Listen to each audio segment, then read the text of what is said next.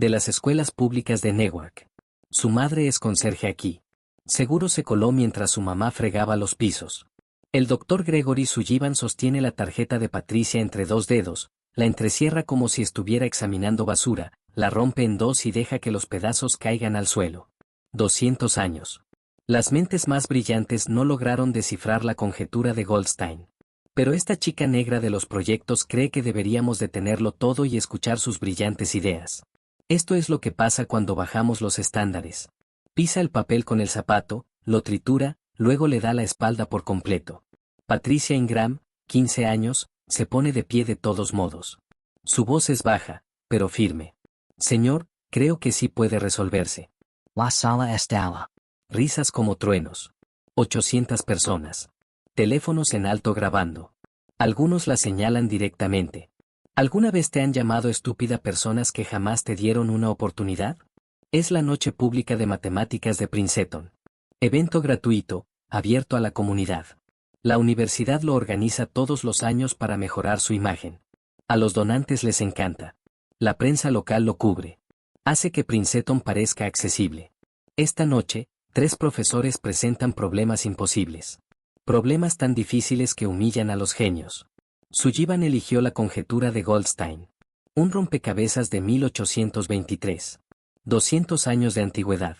Más de 60 demostraciones publicadas. Todas y cada una contenían errores fatales. La mayoría de los matemáticos cree ahora que simplemente no puede resolverse con las herramientas actuales. Sullivan ha construido su reputación sobre esa creencia.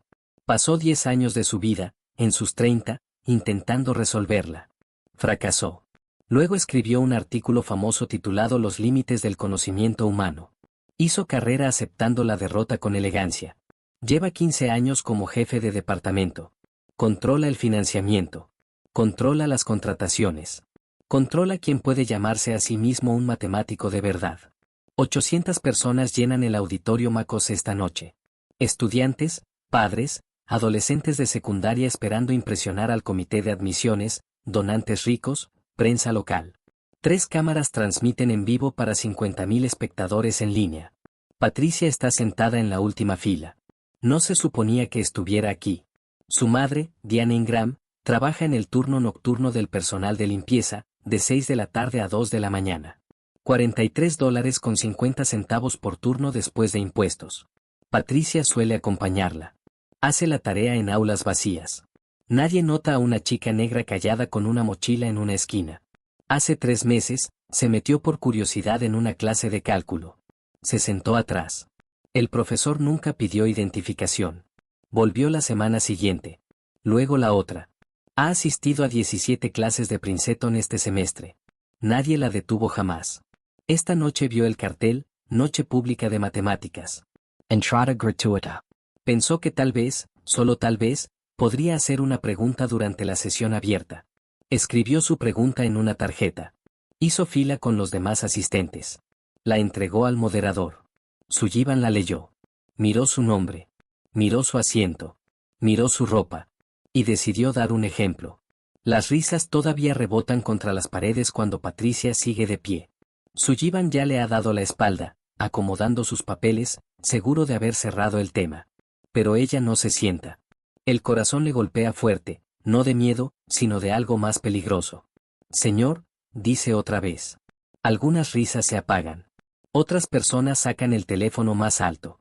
El moderador duda, atrapado entre el prestigio y el caos. Creo, continúa Patricia, que el error está en asumir continuidad donde solo hay convergencia local. Algo cambia en el aire. Ya no es risa. Es murmullo. Estudiantes se miran entre sí. Un profesor frunce el ceño. Sullivan es gira lentamente molesto. Este no es un lugar para ocurrencias, dice. El Goldstein no se cree resolver. Se demuestra. Y personas infinitamente más preparadas que tú han fracasado. Lo sé, responde Patricia. He leído 34 intentos. 10 repiten el mismo supuesto oculto. Otros corrigen eso, pero introducen un axioma incompatible con el caso límite. El silencio cae pesado. ¿Dónde leíste eso? Pregunta Sullivan con desprecio. En la biblioteca Firestone. Las ediciones impresas. También las notas al margen. Un murmullo atraviesa la sala. Sullivan sonríe, incrédulo. ¿Un estudiante de secundaria tiene acceso libre a Firestone? Sí, señor. Nadie me lo negó. Sullivan levanta las manos. Esto es exactamente de lo que hablo. Confundir inclusión con excelencia. Patricia aprieta los dedos. Piensa en las madrugadas, en el olor a químicos, en el zumbido de las luces, en las ecuaciones escritas en cuadernos ocultos. ¿Puedo usar la pizarra? No, responde Sullivan de inmediato. No vamos a convertir esto en un espectáculo. Un minuto, dice una voz grave desde la primera fila. Harold Weiss. Profesor emérito. Intocable. Sullivan se queda rígido. Un minuto, concede finalmente. Y nada de teatro. Patricia camina hacia la pizarra. El auditorio contiene la respiración. Toma la tiza. No escribe una demostración completa. Escribe el punto exacto donde todos fallaron. Dibuja flechas. Condiciones. El quiebre. Aquí, dice, es donde todos asumen que la extensión vale para todo el dominio. No lo hace. Pero si redefinimos este límite bajo una métrica distinta, se detiene. Mira a Sullivan. La conjetura deja de ser imposible. Solo estaba mal planteada. El silencio es total. Sullivan mira la pizarra. Vuelve a mirar. Algo cruza su rostro. No comprensión completa. Algo más inquietante. Duda. La duda no era algo que Gregory Sullivan permitiera existir en público. Durante décadas había entrenado su rostro para ocultarla, para reemplazarla por autoridad, por ironía, por esa calma académica que intimidaba a estudiantes y colegas por igual. Pero ahora estaba ahí, filtrándose en los pliegues de su frente mientras observaba la pizarra. No dijo nada. No pudo. El silencio se alargó tanto que alguien en la última fila tosió, nervioso. Patricia seguía de pie, inmóvil, la tiza todavía entre los dedos. No sonreía. No parecía triunfante. Esperaba. Como si supiera que el siguiente movimiento no le correspondía a ella. Eso que señalas, dijo Sullivan finalmente, no es nuevo. Su voz sonó más áspera de lo habitual. No, respondió Patricia con cuidado. Pero siempre se descarta demasiado rápido. Porque obliga a abandonar la métrica clásica, y eso incomoda. Un murmullo recorrió el auditorio, esta vez más bajo, más serio. Un estudiante de doctorado sacó una libreta. Otro dejó de grabar y empezó a escribir frenéticamente en su tablet. Harold Weiss no apartaba los ojos de la pizarra. Cambiar la métrica no resuelve el problema, replicó Sullivan. Solo lo traslada. Eso es cierto, admitió Patricia. Si se hace de forma superficial. Giró ligeramente la muñeca y añadió dos símbolos más. Nada ostentoso. Nada espectacular. Pero Weiss inclinó la cabeza, intrigado.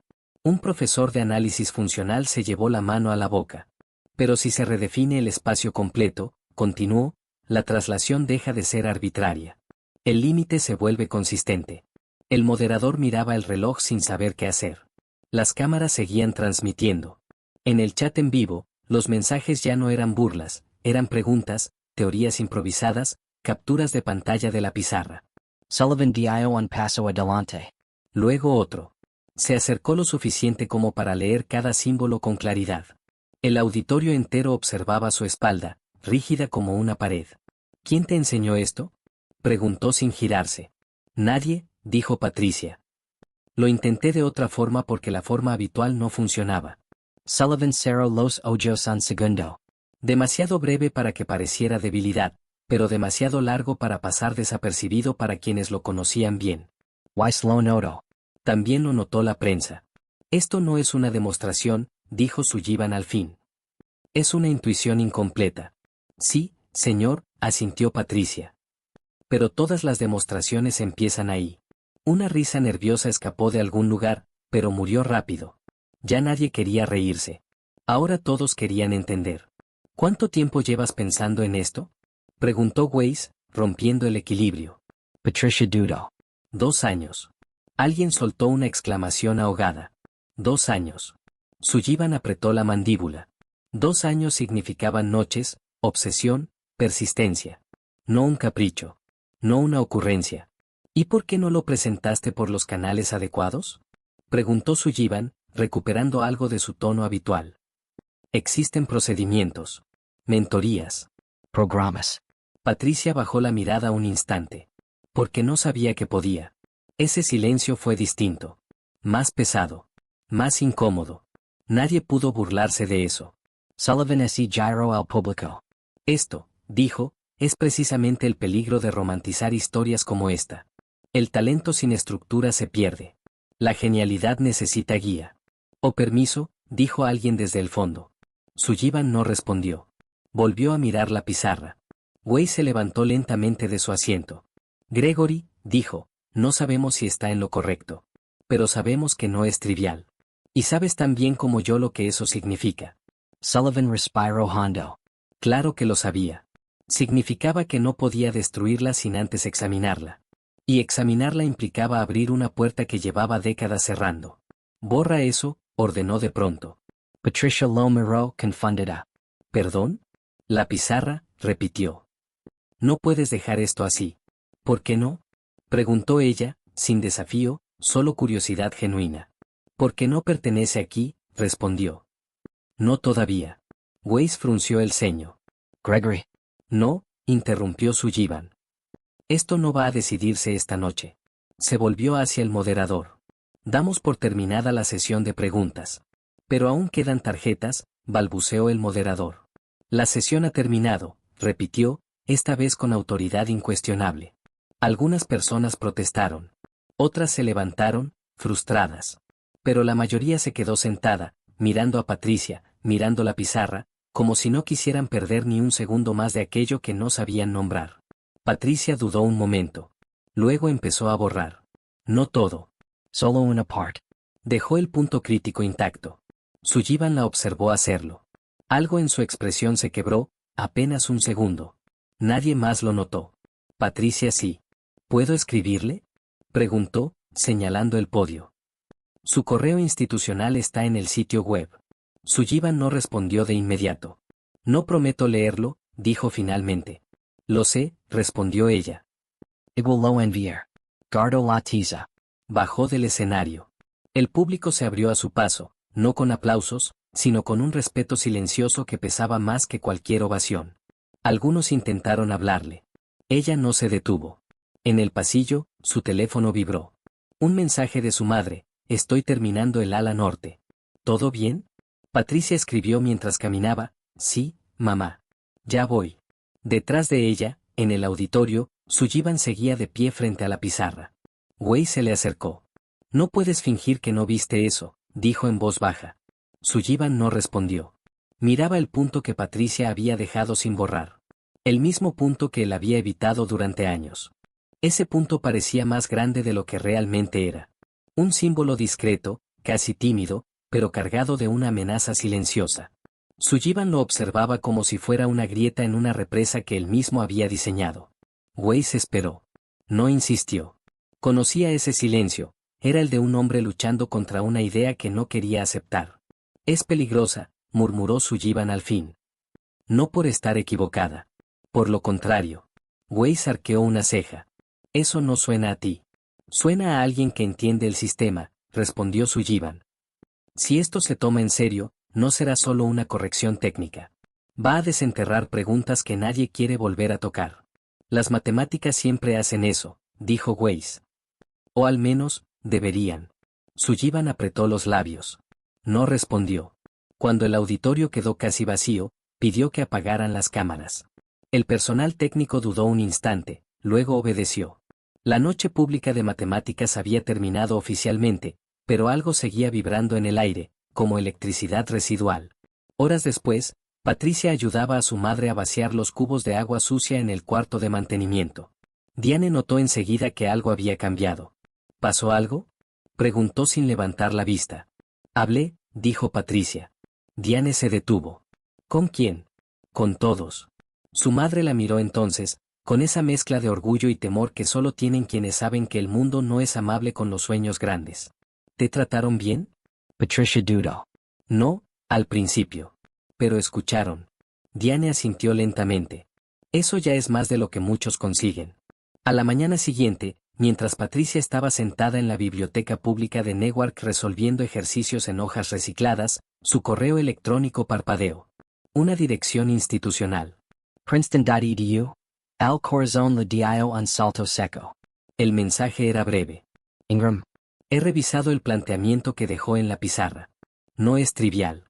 Si desea desarrollarlo, necesitará formalizarlo correctamente. Preséntese mañana a las 16 en mi oficina. No llegue tarde. G. Sullivan. Patricia leyó el mensaje 3 veces. No sonrió.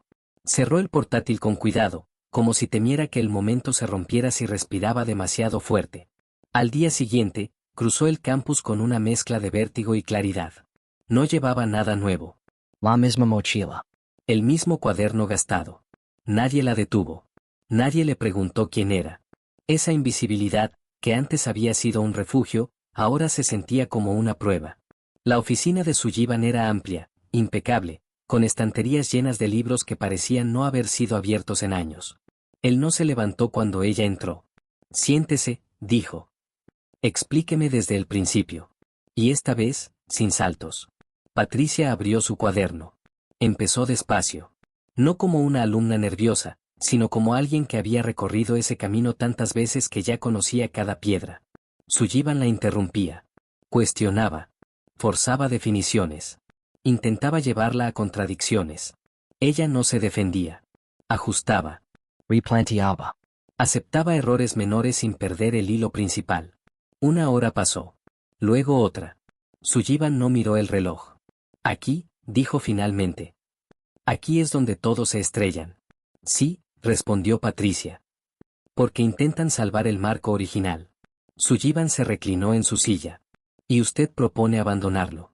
Propongo admitir que nunca fue el correcto para este problema. Ese fue el momento. No hubo revelación dramática. No hubo epifanía. Solo una exhalación lenta, como si Sullivan soltara un peso que llevaba demasiado tiempo cargando. ¿Sabe lo que implica eso? Preguntó. Sí, señor. Significa que mi artículo se detuvo. Significa que gran parte de lo que enseñamos sobre los límites podría estar incompleto. O mal enfocado, añadió Patricia con suavidad. Sullivan la observó largo rato.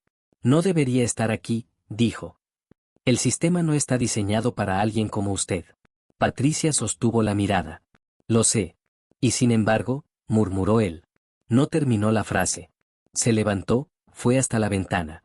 Abajo, estudiantes caminaban sin saber que, en ese despacho, algo se estaba desplazando lentamente, como placas tectónicas bajo la superficie.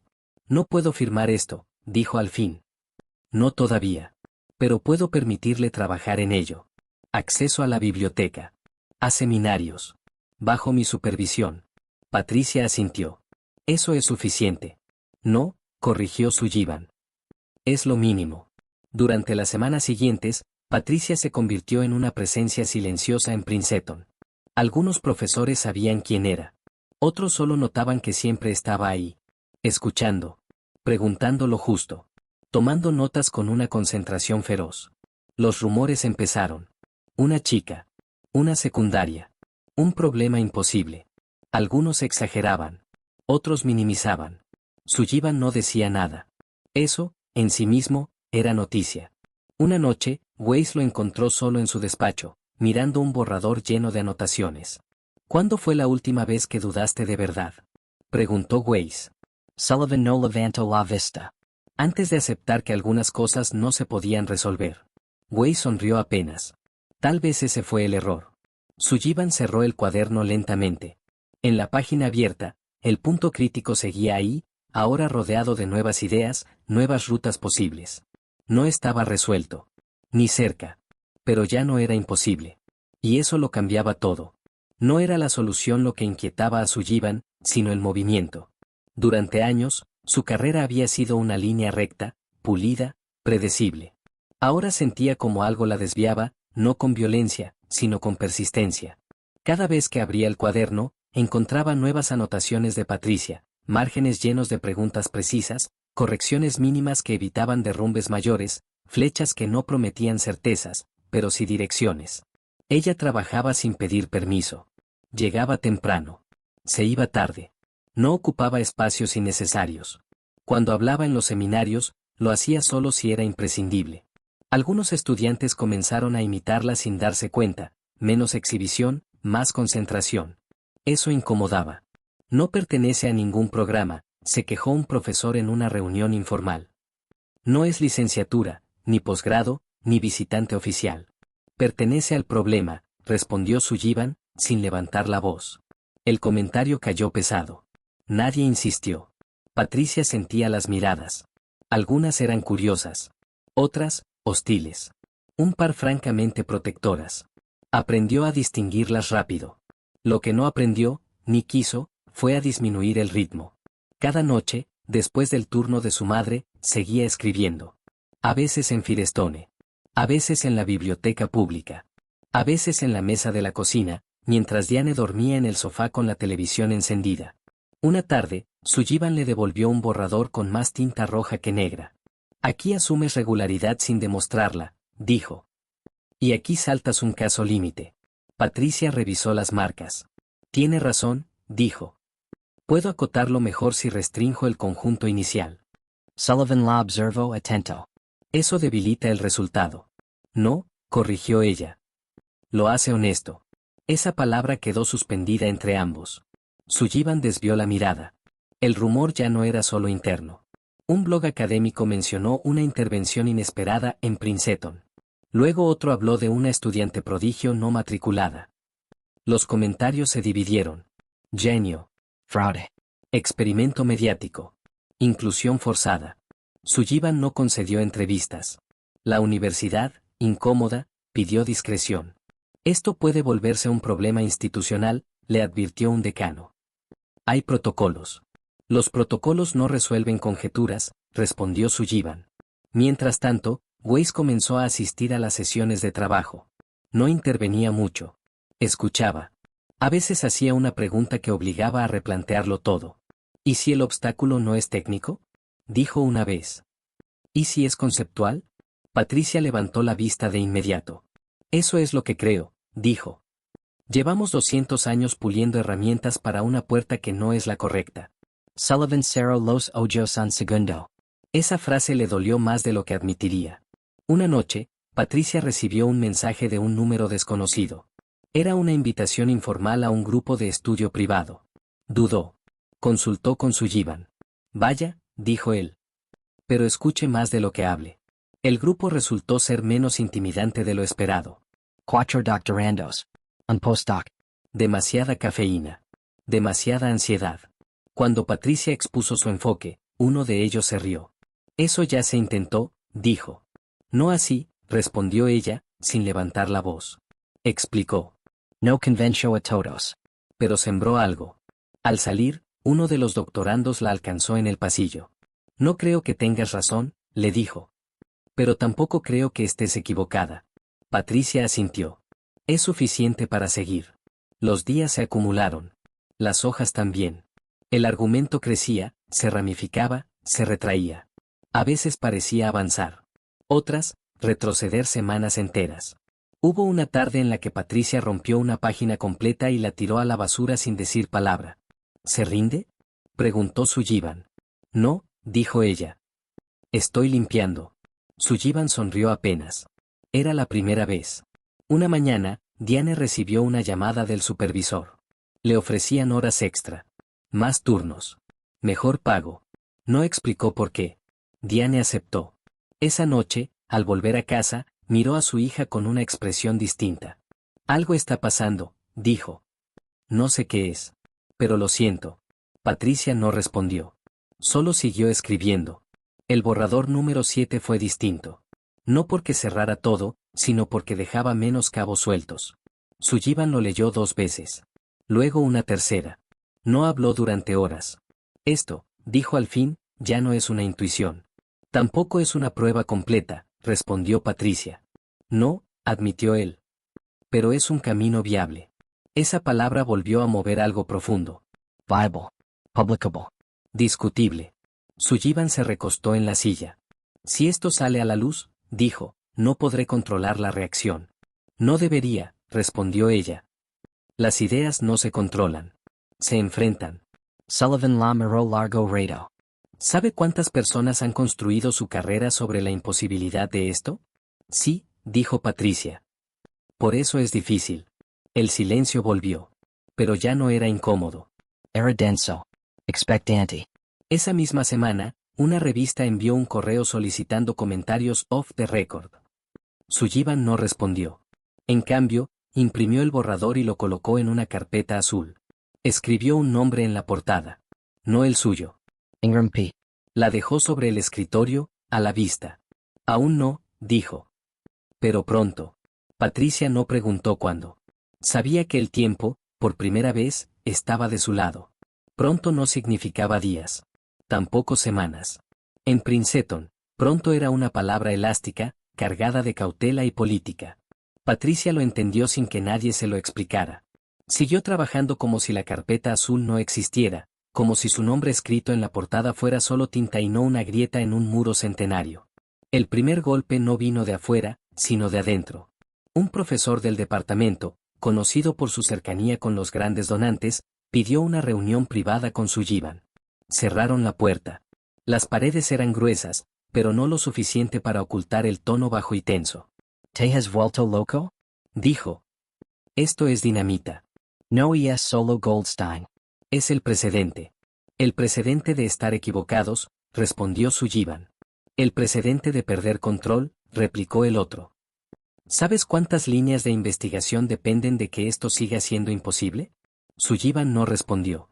Pensó en el punto en la pizarra. En la métrica desplazada. En el silencio de Macos Hall.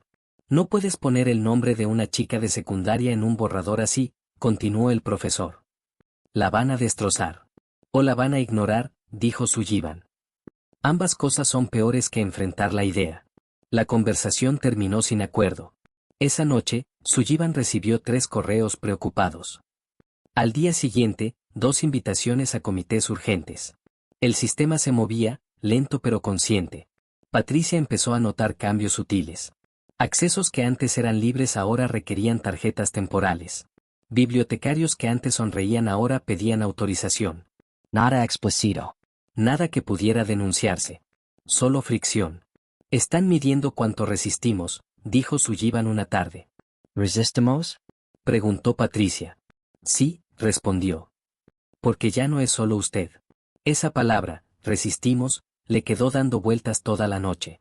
Una tarde lluviosa, Weiss apareció con una copia impresa del borrador, llena de anotaciones propias. Hay algo aquí, dijo. No en el resultado final. En la estructura. Cambia la forma en que enseñamos el fracaso. Patricia lo miró intrigada. ¿Fracaso? Durante 2 siglos, continuó Weiss, enseñamos que el problema es imposible. Tal vez lo que era imposible era el enfoque. Sullivan escuchaba en silencio.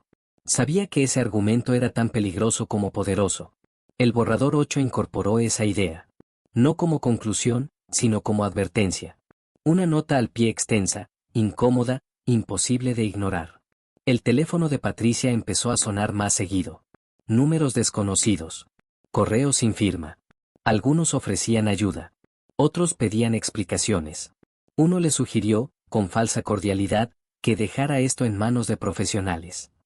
Eso soy, respondió Patricia en voz baja, leyendo el mensaje. Aunque no quieran verlo. Una noche, Diane la encontró despierta a las 3 de la mañana, rodeada de papeles. ¿Te duele algo?, preguntó. No, dijo Patricia. Me duele no escribir. Diane no entendía las ecuaciones. Pero entendía el cansancio. Le dejó un plato de comida al lado sin decir palabra. El primer seminario cerrado ocurrió sin anuncio público. 12 personas. Ninguna cámara. Ningún estudiante. Solo profesores, un par de investigadores externos y Patricia. Sullivan presentó el contexto. Luego se sentó. Explique, dijo. Patricia lo hizo. Más despacio que nunca. Cada palabra medida. Cada símbolo justificado. No buscaba impresionar. Buscaba sobrevivir. Las preguntas fueron duras. Técnicas. A veces agresivas. Una la acusó de redefinir el problema para hacerlo trivial. No lo hago trivial, respondió. Lo hago coherente. Otro insinuó que su enfoque era filosófico, no matemático. Las matemáticas nacen de la filosofía, dijo Patricia. Luego la olvidan. Hubo silencios largos. Murmullos privados. Nadie se levantó antes de tiempo. Al final, nadie aplaudió. Tampoco la desestimaron. Era una victoria ambigua. La única posible en ese punto. Esa noche, Sullivan no durmió. Releyó su propio artículo de Juventud. Los límites del conocimiento humano. Subrayó una frase que había citado cientos de veces. Hay problemas que definen no lo que sabemos, sino lo que nunca sabremos. Tomó un bolígrafo y escribió al margen, ¿o solo lo que no supimos preguntar? A la mañana siguiente, recibió una notificación oficial. El comité editorial de una revista había oído rumores. Querían ver el trabajo. De manera confidencial. Sullivan imprimió el borrador 9. Ajustó detalles mínimos. Cambió una coma. Luego escribió un correo breve. No como jefe de departamento. No como autoridad. Solo como matemático. Adjuntó el archivo. Patricia no celebró. No sonrió. Solo siguió escribiendo. Sabía que el verdadero examen apenas empezaba. En los pasillos, algunos la evitaban. Otros la observaban con una mezcla de respeto y recelo. Un estudiante se le acercó un día. ¿Vale la pena? Preguntó. Todo esto. Patricia pensó un segundo. No lo sé, respondió. Pero es verdad. Y eso suele costar. Esa tarde, Weiss encontró a Sullivan mirando por la ventana otra vez. Ya no hay vuelta atrás, dijo. Nunca la hubo, respondió Sullivan. En el escritorio, la carpeta azul estaba abierta. Dentro, el nombre seguía ahí. Ingram, P. Rodeado ahora de otros nombres. Citas. Referencias. Un diálogo que empezaba a crecer más allá de ambos. Y en algún lugar, invisible pero inevitable, la conjetura de Goldstein comenzaba a perder su cualidad más cómoda, el silencio. El silencio, una vez roto, no vuelve a cerrarse igual. Se fragmenta. Se llena de voces. Algunas informadas. Otras furiosas. Otras, peligrosamente interesadas. La revista respondió una semana después. No con una aceptación. Tampoco con un rechazo. Con preguntas. Muchas. Técnicas. Específicas. Implacables. Sullivan leyó el correo con una concentración casi religiosa. No eran ataques. Eran grietas buscadas con precisión quirúrgica. El tipo de lectura que solo se concede a aquello que vale la pena desmontar. Esto es serio, dijo en voz baja.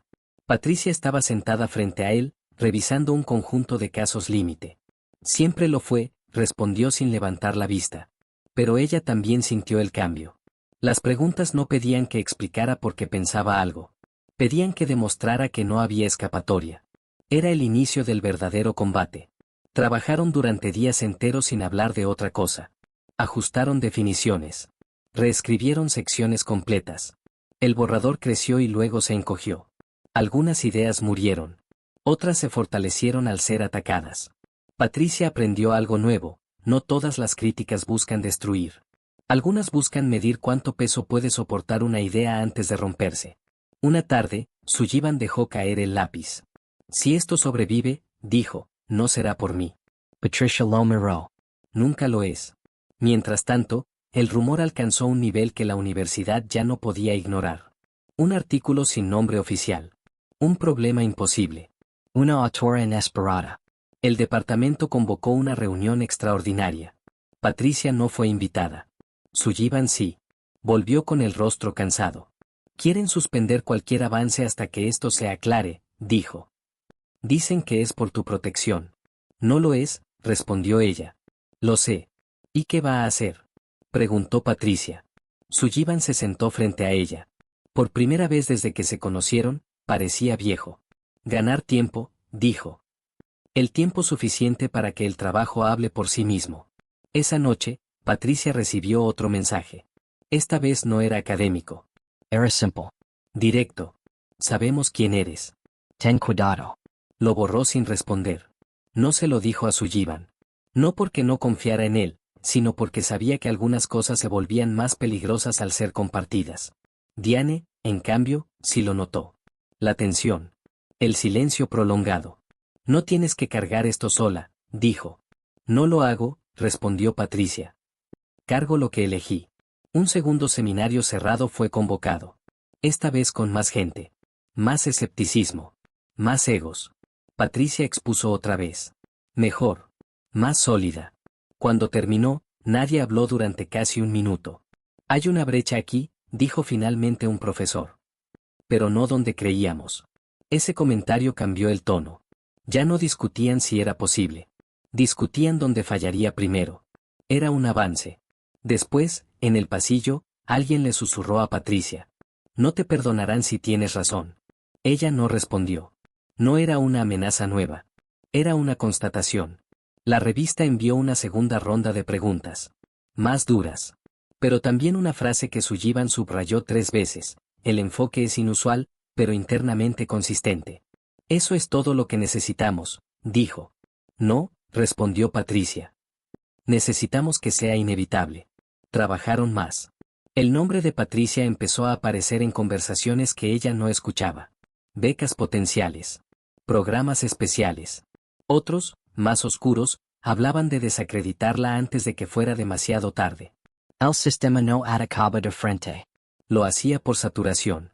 Una mañana, Sullivan encontró su oficina revuelta. Nada robado. Nada roto. Solo papeles movidos. El borrador abierto por una página específica. Esto ya no es académico, murmuró.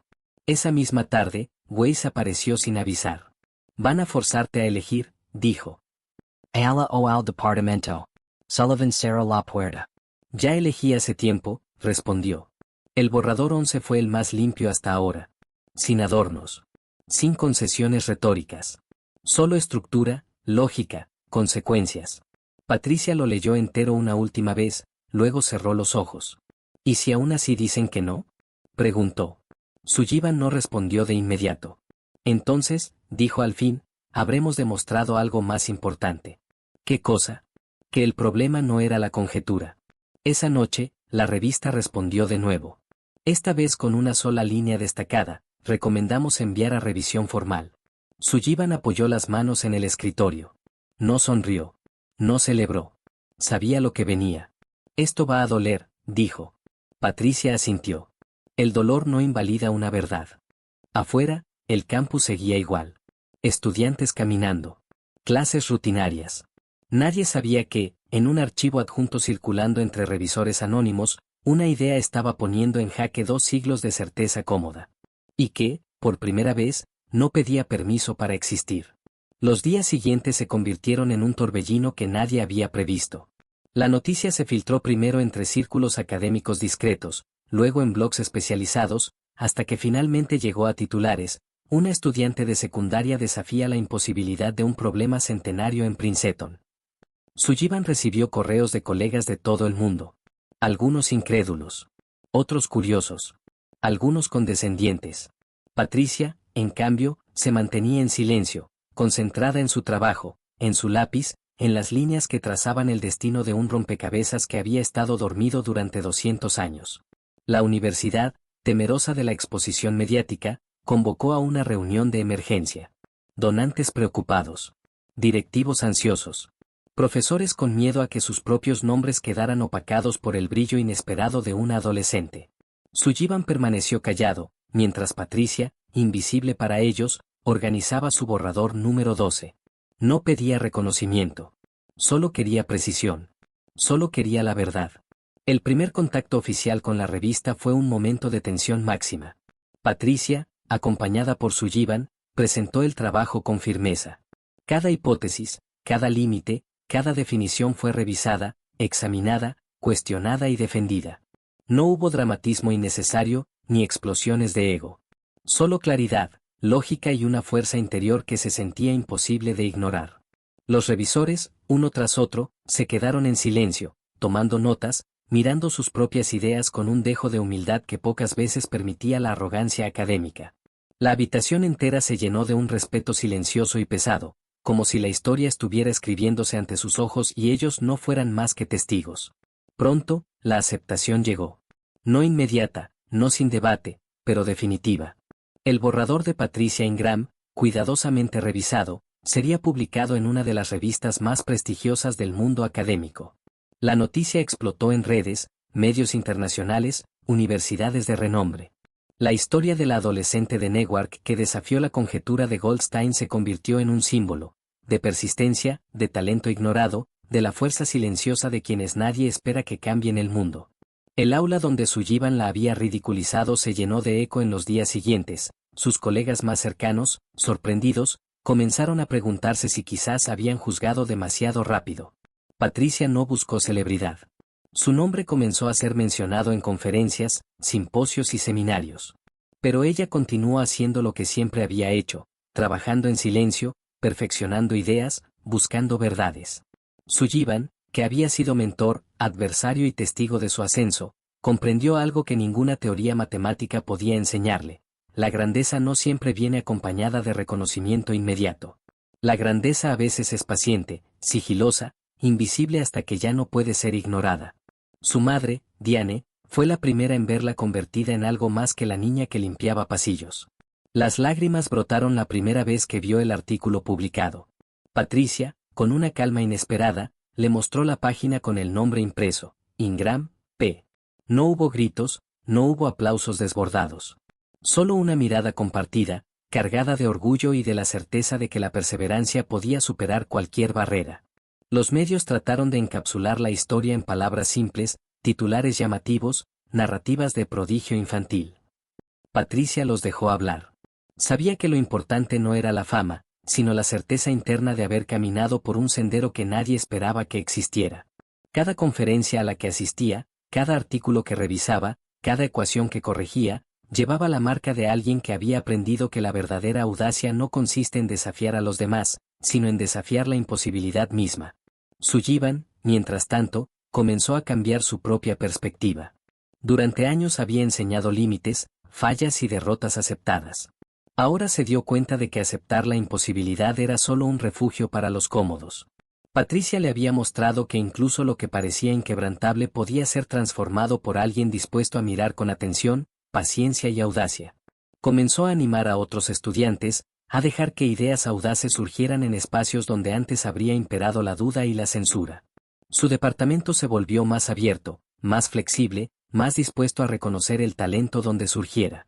Las conferencias, los seminarios y las revisiones se convirtieron en escenarios donde Patricia continuó demostrando no solo su habilidad matemática, sino la fuerza de una mente que había aprendido a ignorar el desprecio y la incredulidad. Cada vez que un profesor dudaba, cada vez que un estudiante la subestimaba, ella respondía con una claridad que no podía ser negada. Y con cada respuesta, su historia se hacía más poderosa, más emblemática. Finalmente, la publicación del artículo marcó un antes y un después. No solo por el avance matemático, sino por la lección que transmitía. La brillantez no siempre espera títulos, privilegios o reconocimiento. A veces, surge entre pisos brillados con detergente, en aulas vacías, en cuadernos escondidos y en la perseverancia silenciosa de alguien que cree, con toda su fuerza, que lo imposible puede ser desafiado. La conjetura de Goldstein ya no era solo un problema centenario, se había convertido en un símbolo de la fuerza de la mente humana, de la audacia de quienes se atreven a creer cuando nadie más lo hace. Patricia Ingram, la chica de Newark, la estudiante no matriculada que desafió la autoridad, la incredulidad y la historia, se convirtió en leyenda. No porque quisiera, sino porque el mundo finalmente tuvo que reconocer que la verdad no siempre tiene apellido, clase o privilegio. Que la perseverancia, la inteligencia y la valentía pueden abrir puertas que incluso los más sabios creían cerradas para siempre.